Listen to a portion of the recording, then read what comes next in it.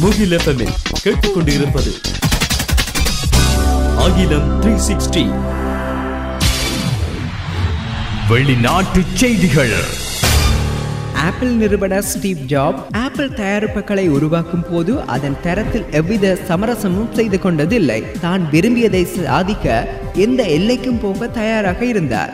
அவரின் இந்த பிடிவாத குணம் தனிப்பட்ட வாழ்க்கையிலும் பிரதிபலித்தது. தனது காரை பொது இடத்தில் பார்க்கிங் செய்யும் போது போக்குவரத்து விதிமுறைகளை பின்பற்றக்கூடாது என்பதில் ஸ்டீவ் ஜாப் பிடிவாதமாக உள்ளார் என்று கிண்டல் செய்யும் அளவிற்கு அவரது காரை கண்ட இடங்களில் நிறுத்துவது அல்லது மாற்றுத்திறனாளிகளுக்கான இடங்களில் காரை நிறுத்துவது என்று அட்டகாசம் செய்துள்ளார் ஸ்டீவ் ஜாப்ஸ். இந்நிலையில் சான் பிரான்சிஸ்கோ நகராட்சி வெளியிட்டிருக்கக்கூடிய அறிவிப்பு அனைவர் முகத்திலும் புன்னகையை வரவழைத்துள்ளது.